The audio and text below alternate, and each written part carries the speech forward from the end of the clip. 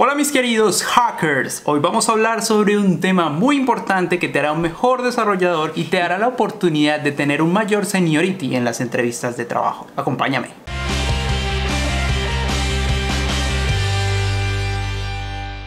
Hola mis queridos hackers, no más. Como les decía, hoy vamos a hablar de un tema muy interesante, muy importante, que te hará desarrollar mejores sistemas, que te hará ayudar que esos sistemas, esos backends, esos servidores que estás haciendo sean más escalables. Y ese tema es caching. Un comentario antes de comenzar este video. Este video tiene todas las marcas de tiempo, todos los timestamps debajo para que ustedes puedan encontrar cualquier tema fácilmente y solo tengan que ver la parte que necesitan. Listo, comencemos. Entonces vamos a empezar por el concepto básico. ¿Qué es caching? ¿Qué es el caché? El caché es un componente de un sistema informático que puede ser hardware, una máquina o software, un programa que guarda los datos a los que estás accediendo para que más adelante, si vas a acceder a ellos de nuevo, puedas acceder de manera muy rápida. Entonces vamos a hablar de un pequeño ejemplo para que la gente allá afuera entienda bien de qué estoy hablando. Entonces tenemos un servidor que está conectado a una base de datos que le está dando la cara a internet. Entonces cada vez que yo hago una petición al servidor, se busca los datos en la base de datos, valga la redundancia, y se los devuelve a los usuarios que están pidiendo estos datos desde internet. Pero yo puedo utilizar un caché que está un poco más pequeña en la gráfica a propósito, porque tú en el caché no vas a guardar absolutamente todos los datos que estás guardando en la base de datos, sino vas a guardar, según tu aplicación, los datos que sean más probable que sean pedidos por la gente y por los usuarios que están ahí afuera. Esos datos que vas a guardar ahí dependen mucho de la lógica del negocio y las características de tu sistema, pero la idea es siempre tratar de guardar los datos a los que sea más probable que las personas y los usuarios vayan a acceder. Cuando hay una petición y el caché no tiene esa data, ahí sí podemos ir a la base de datos y pedir esos datos directamente pues a esta base de datos. Entonces cada vez que yo estoy haciendo un hit en el caché, en la memoria del caché, yo estoy ahorrándome un query a la base de datos, una consulta, y por esta misma razón estoy ahorrando recursos en esa base de datos. Entonces cada vez que los datos llegan de la base de datos, si creo que esos datos van a ser pedidos de manera frecuente por mis usuarios, entonces yo puedo actualizar ese caché. Básicamente ese es el tipo más sencillo del caché, es el que más se usa, por decirlo de alguna manera, aunque de manera oculta hay otros tipos de cachés que siempre estás usando cuando estás desarrollando un sistema, solo que probablemente no los estás viendo de manera directa.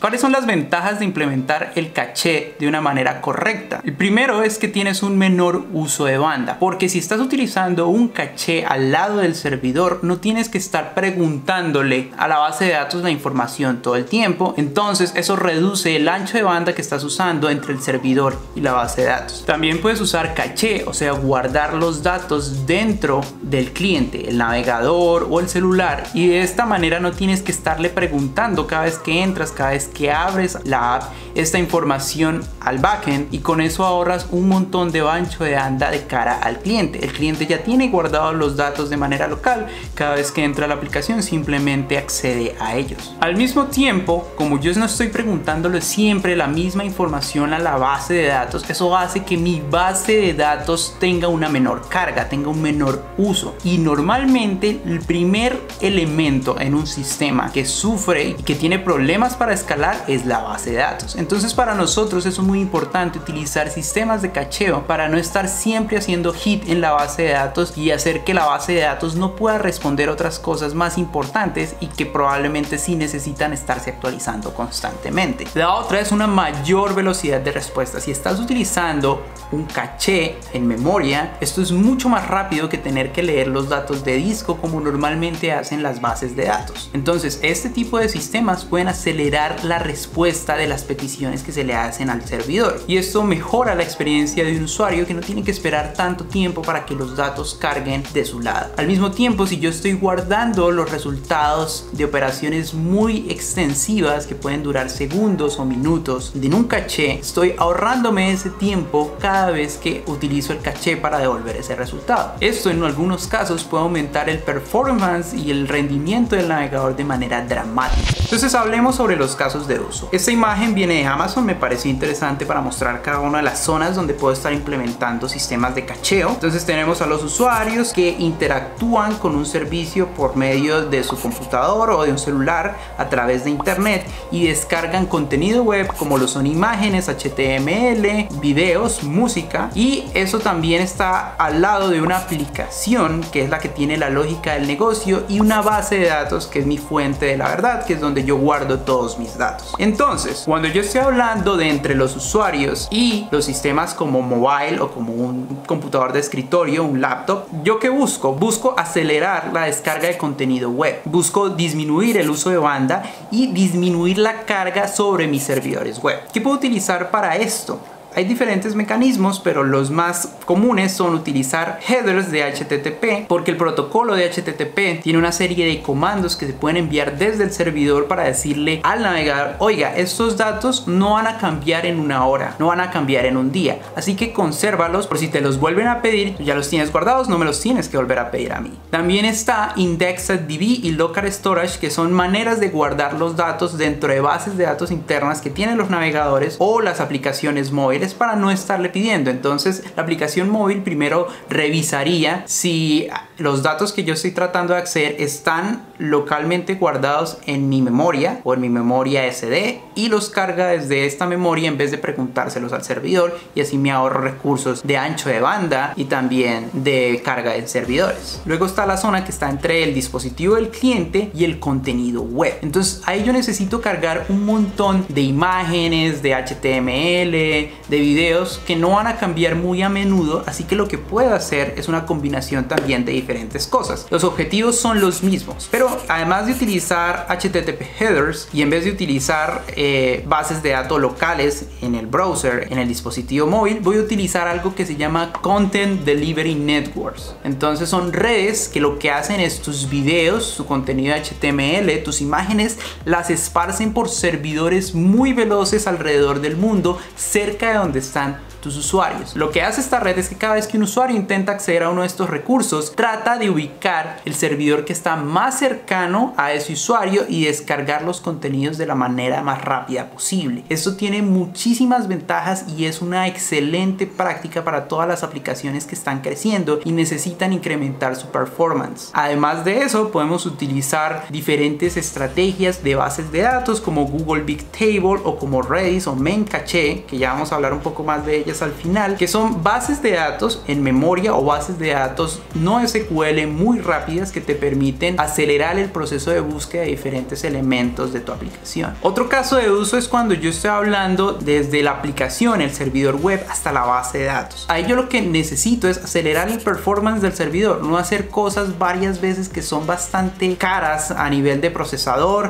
acelerar el tiempo de acceso de los datos desde el servidor hasta la base de datos, disminuir los tiempos de respuesta de mi aplicación de cara al usuario y disminuir la carga sobre la base de datos. De nuevo, la carga sobre la base de datos es uno de los cuellos de botella más comunes a la hora de escalar aplicaciones, así que cada vez que yo estoy quitándole trabajo a mi base de datos es algo muy bueno. Otro de los casos de usos muy comunes del caché, que se me olvidó anotar acá, es cachear las sesiones de los usuarios. Los usuarios, después de estar inactivo 1 o 2 días, pueden llegar a mi aplicación y empiezan a acceder al sistema. Entonces yo lo que puedo hacer es esos usuarios que están accediendo de manera común últimamente, en las últimas 2 horas, empiezo a guardarlos en un caché para que cada vez que me hagan una petición a mi servidor, esa información del usuario que yo necesito llenar para poder trabajar en mi servidor pueda estar disponible de una manera rápida, en vez de estársela preguntando a mi base de datos cada vez que el usuario ingresa con una sesión. Entonces, para este caso tenemos también lo mismo, bases de datos de key value, ya vamos a hablar al final de eso, en memoria como Redis y Memcache,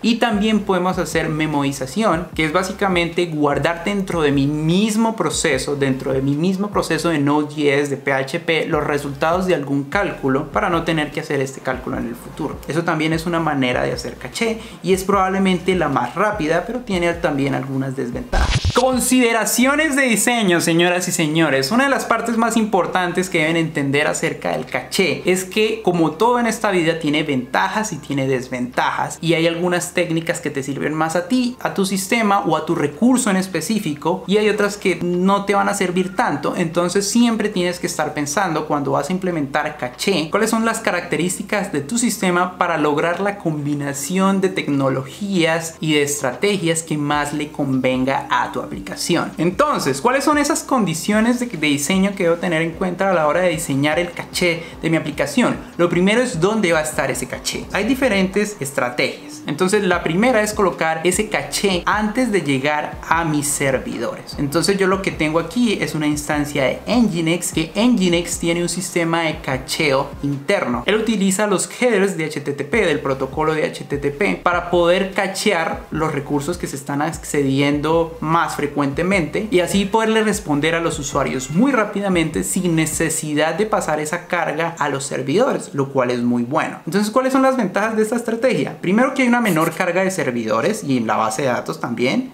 que es fácil de implementar, porque si ya estás utilizando un sistema como Nginx, un sistema como Apache, que es un servidor de HTTP, y ellos ya tienen integrado este tipo de características, entonces no es tan difícil de implementarlos. También es bastante rápido, a pesar de que estos datos normalmente se leen desde el disco, con discos SSD que en este momento son la norma en servidores, funciona bastante rápido. Y tiene la desventaja que es que si cacheas incorrectamente tus recursos, puedes estar generando errores que pueden ser un poquito molestos o difíciles de arreglar si el cliente los llega a tener. Entonces te puede dejar de funcionar una aplicación, se te traba porque estás descargando el archivo de JavaScript que no es, que está desactualizado con respecto a lo que hay en la aplicación. Entonces la única ahí es que el usuario decida recargar la página para ver si de esa manera arregla los problemas. Quizás alguna vez te haya pasado que no te estaba funcionando la página y luego recargaste. Puede haber sido que uno de los cachés hayan funcionado de manera incorrecta y por esto te sucedió ese problema. Entonces ya sabes de dónde vienen esos problemas a veces. La segunda idea es que el caché sea implementado en el mismo sitio donde está el servidor. Estoy hablando de implementarlo o al lado como un proceso separado, pero que esté adjunto al servidor dentro del mismo container de Docker, o implementarlo dentro de la memoria del proceso. Y cuando digo implementarlo dentro de la memoria del proceso, es básicamente guardarlo en una estructura de datos, como un objeto, como un map, como un diccionario, algún tipo de estructuras de datos de este tipo que son de rápido acceso para poder devolvérselo rápidamente al servidor. Las ventajas es que son fáciles de implementar, especialmente si lo estás utilizando en memoria.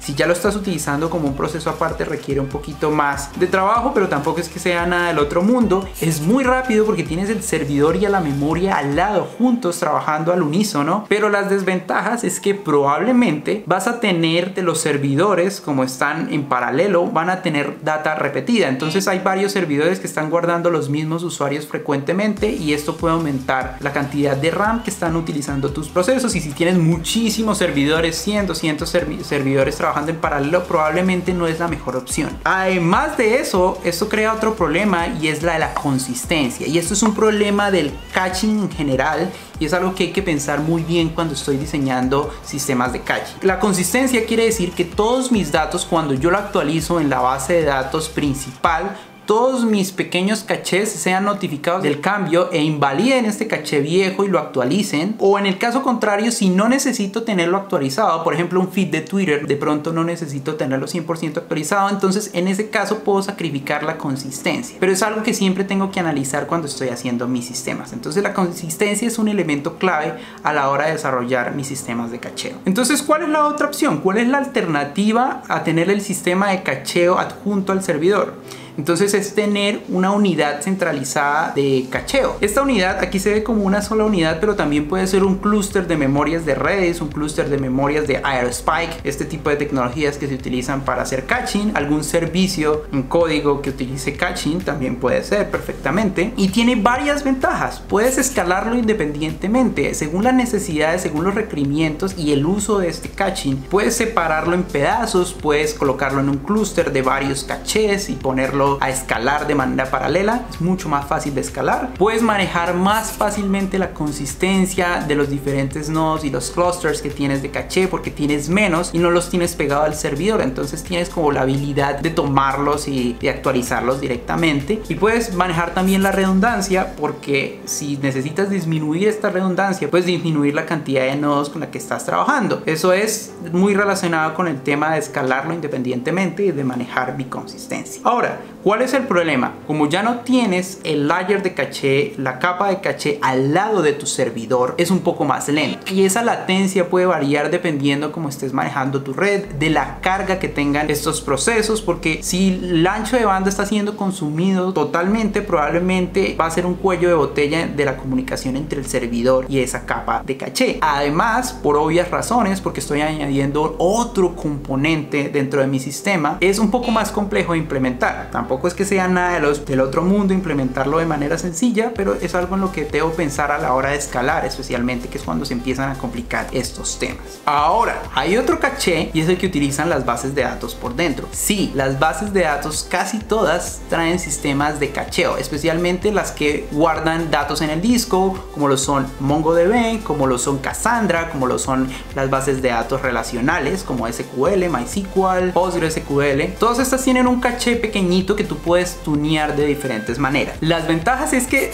vienen dentro de tu base de datos, tú no tienes que hacer nada extra para instalarlos, ya vienen con ellas, pero tienes que estarlo tuneando. Normalmente lo que hacen las bases de datos es tener una configuración estándar que se ajusta a una gran variedad de usuarios sin ningún problema, pero si tú quieres obtener la última chispa, la última gota de rendimiento de tu base de datos con el sistema de cacheo, tú tienes que ir recurso por recurso viendo los casos de uso de tu sistema, los casos de uso de tu recurso, y mirar cómo puedes mejorar cada uno de manera muy granular, de manera muy fina, cada uno de los sistemas de cacheo y lo de los parámetros que puedes modificar dentro de él. Y bueno, ¿cuáles son las estrategias que tengo de caché? Porque ya hablé de dónde va a ir el caché, ahora hablemos de las estrategias que tengo de cacheo, que también es algo que debo tener en cuenta. Entonces estas imágenes los traje de una página que se llama Codea Hoy, está en inglés, pero me gustó mucho los gráficos, muy visuales. Pero entonces miremos, este se llama el patrón básico que ya les mostré anteriormente, que es el caché aside, es el caché que está a un lado. Él se sienta a un lado y cada vez que tú le preguntas algo al caché y él te dice lo tengo, te lo devuelve, y si no, tienes que irte a la base de datos para preguntarle las cosas directamente a la base de datos. Es fácil de implementar, es intuitivo de implementar y es muy común de ver este tipo de cachés en los diferentes sistemas que uno está desarrollando. El otro tipo de caché es el caché de leer a través. Entonces yo ya no me estoy conectando directamente a la base de datos, sino me estoy conectando es al caché.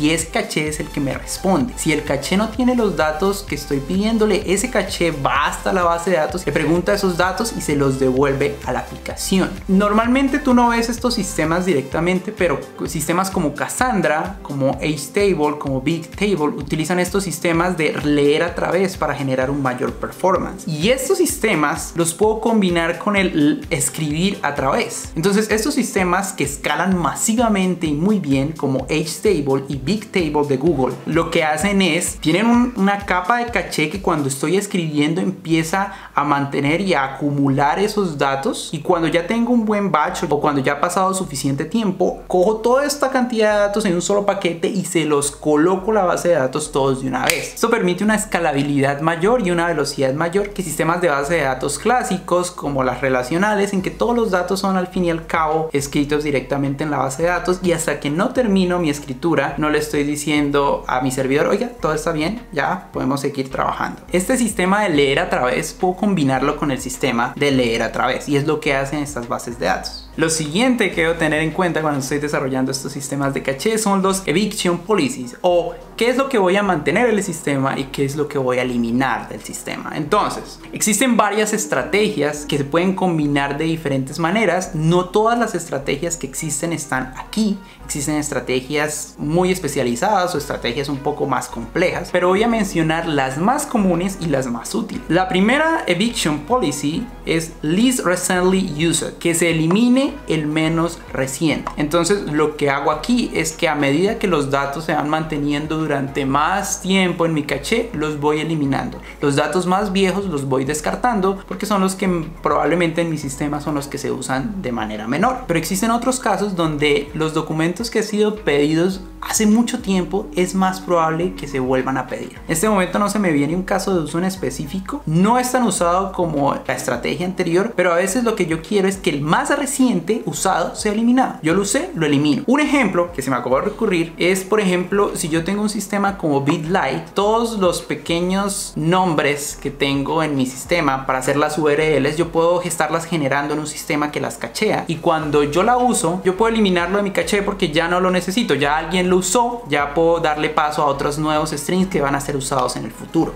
Otra estrategia muy parecida a la primera es eliminar el que se haya accedido menos frecuentemente. En el primer caso era el que sea más viejo, el dato más viejo se eliminaba, pero en este caso es el dato que menos frecuentemente sea requerido. Entonces los usuarios que se desloguearon empiezan a ser menos requeridos a lo largo del tiempo porque ya no están haciendo peticiones activamente a mi servidor, y en este caso puede ser una muy buena opción. Esta es de las estrategias más frecuentemente usadas para las eviction policies. Ahora, también yo puedo utilizar mi caché como una estructura de datos tipo fila, donde tú sabes que si llegas de último a la fila eres el último en ser atendido. Lo mismo es este tipo de eviction policy, first in, first out. El primero que llega es el primero que sale. Normalmente estamos hablando de filas de procesos, por ejemplo. Entonces, de esta manera, el proceso que ya ha sido procesado, valga la redundancia, es el que sale de mi sistema de caché. Pero puede pasar lo contrario, puede que el último en llegar sea el primero que salga, y a algunas personas esto le parece un poco intuitivo. Por ejemplo, algo de la vida real es que tú tienes una pila de platos y los últimos platos que entran son los primeros que vuelven a salir. Entonces esta estructura de datos se llama un stack. Entonces tú puedes utilizar el caché como un stack para que lo primero que entre sea lo primero que salga de mi caché. Y existen otros tipos de caché mucho más complejos, pero hay uno que es el adaptativo, que utiliza diferentes estrategias de las que mencionamos anteriormente para buscar el mejor performance. Lo que hace él es ir intentando hacer diferentes combinaciones de las diferentes estrategias, mirar cuál es el que funciona mejor para mi sistema. Es mucho más avanzado, obviamente no es tan común, pero en sistemas muy grandes puede hacer una gran diferencia. Otra de las cosas que tengo que tener en cuenta es cómo voy a trabajar mi servicio. ¿Va a ser un nodo único, una sola instancia de Redis o de la base de datos en memoria que estoy utilizando? ¿Va a ser distribuido? O sea, voy a dividir esa base de datos en varios pedacitos para que yo pueda tener una escalabilidad mayor, o voy a utilizar un servicio en la nube como Amazon o como Google Cloud para que él se encargue de escalar ese proceso por mí. Otra de las cosas que hay que tener en cuenta es el calentamiento. Esto no lo encontré mucho ahí afuera, pero he escuchado casos de empresas como LinkedIn y Uber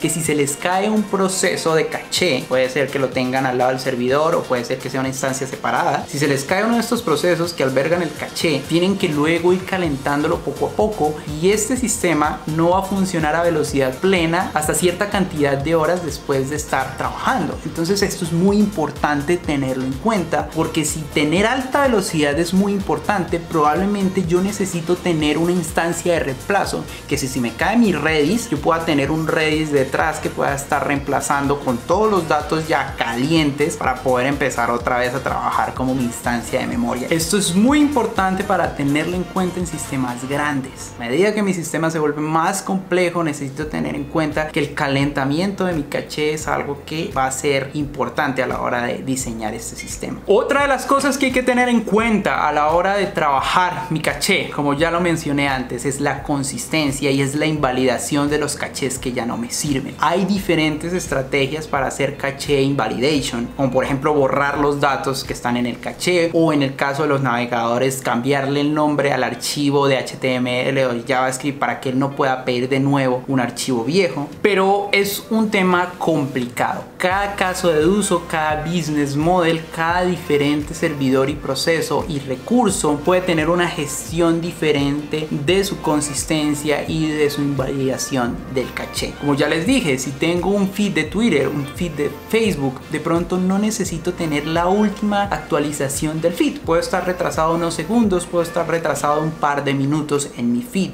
con respecto al resto del mundo. Pero si estoy trabajando en sistemas como la bolsa, donde cada transacción se mira por microsegundos, es muy importante mantener la data consistente y en tiempo real. Entonces tal vez en estos casos implementar sistemas de caché es mucho más complicado y tal vez imposible. Entonces, dependiendo de mi lógica de negocio, voy a tener que barajar las diferentes estrategias que puedo usar para hacer caching y para aumentar la velocidad de mi sistema. Es un tema difícil, es uno de los temas más complicados, aunque no lo parezca. Y bueno, hablemos de las tecnologías relacionadas, de cuáles son esos sistemas que puedo usar para implementar el caché. El primero que tienen que tener en cuenta, como ya les dije, es el proceso en sí. Si tengo un servidor de Node, puedo guardar en un objeto los resultados de una función o los resultados que me llegan desde una base de datos y tenerlo en memoria. Esto es bueno porque es muy rápido, pero tiene el problema de que puede crecer indefinidamente y hacer que mi sistema vuele. Node.js tiene por defecto como 400 megabytes o 1 giga, no recuerdo bien, de límite de RAM. Si te pasas guardando datos y te pones a guardar muchos datos dentro de la memoria y te pasas, puedes estar haciendo que el servidor se ponga o más lento o que crashee y tenga que reiniciar. Al mismo tiempo, cada sistema va a tener su caché aparte y si se te cae, pues vas a tener que volverlo a reconstruir, y ahí entra el tema del calentamiento del caché de nuevo, del warm up. Entonces, ¿qué tecnologías relacionadas tenemos? El primero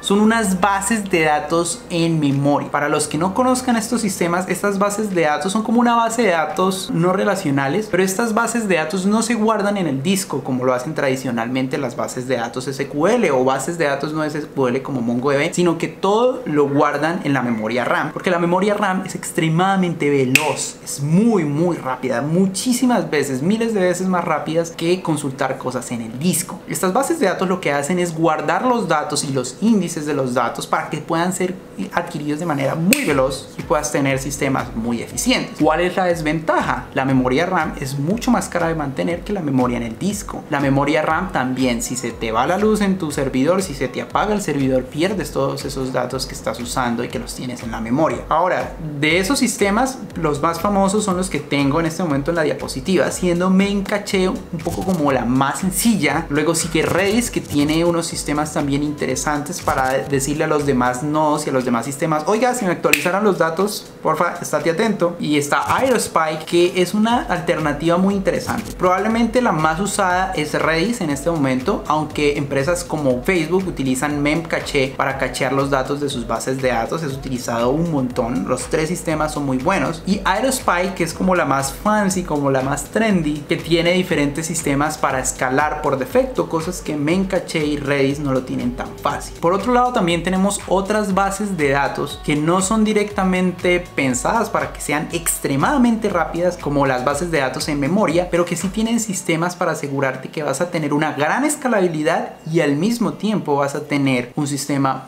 con un performance muy grande. Estas bases de datos que tenemos en este momento en pantalla son bases de datos wide column. Guardan sus datos en una columna gigantesca que le tienen solamente una manera de ser consultados. O sea, con respecto a una base de datos relacional o una base de datos como MongoDB, que yo puedo hacer diferentes tipos de consultas, este tipo de bases de datos no permiten tener tantas maneras de preguntarle la información. Pero a pesar de eso, pueden adquirir datos de una manera muy rápida y pueden escalar de una manera muy interesante. Netflix está utilizando Cassandra para sus caché. Google Bigtable está siendo utilizado para sistemas como YouTube, que tienen que guardar una gran cantidad de miniaturas, que es un problema para los sistemas de guardado de archivos comunes. Entonces Google Bigtable es la solución de ellos para guardar todos estos pequeños archivitos que no pesan tanto, pero que sí hay millones de ellos en el sistema. Y HBase es básicamente la copia o la alternativa open source a lo que es Google Bigtable y está modelado de una manera similar. Todos estos sistemas utilizan un caché en el medio. Tú lees a través del caché y escribes a través del caché para generar un alto performance. Luego está Hazelcast, que es una base de datos en memoria también como Redis, como Aerospike, pero que he estado leyendo acerca de ella un poco más y me parece muy interesante porque es un poco más robusta. Busca dar diferentes maneras de guardar los datos, diferentes maneras de accederlos, y también busca hacer una base de datos que puedas escalar por defecto, o sea, que esté lista para escalar fácilmente después de que la instalas. Y bueno, creo que esto es lo que tengo preparado para ustedes hoy. Espero que les haya gustado, espero que hayan comprendido este tema del caché, por lo menos de manera externa, de una manera general, y empiezan a aprender un poco más por su cuenta sobre las implementaciones de código. Es un tema que es muy útil, es un tema que sí se utiliza en la vida diaria de un desarrollador, es un tema que usas cuando estás desarrollando los sistemas, y es un tema que cuando estás en una entrevista, especialmente para empresas como Google o seniorities altos dentro de las empresas, te lo van a preguntar, porque es un componente dentro del diseño de sistemas que es muy muy importante. Y bueno, déjenme sus comentarios, díganme qué no entendieron para yo poder explicarlo de una manera mejor en sus comentarios, hacer videos aclaratorios. Cuéntenme qué les gustó. ¿Ya han usado caching en sus sistemas anteriormente? ¿Ya les han preguntado en entrevistas de trabajo acerca de estos sistemas de caching? Y bueno, muchas gracias por haber llegado hasta acá. Denle un like si les gustó el video, suscríbanse, pregúntenme todo lo que quieran, me encanta que me escriban en los comentarios y nos vemos en el próximo video, mis queridos hackers nómadas.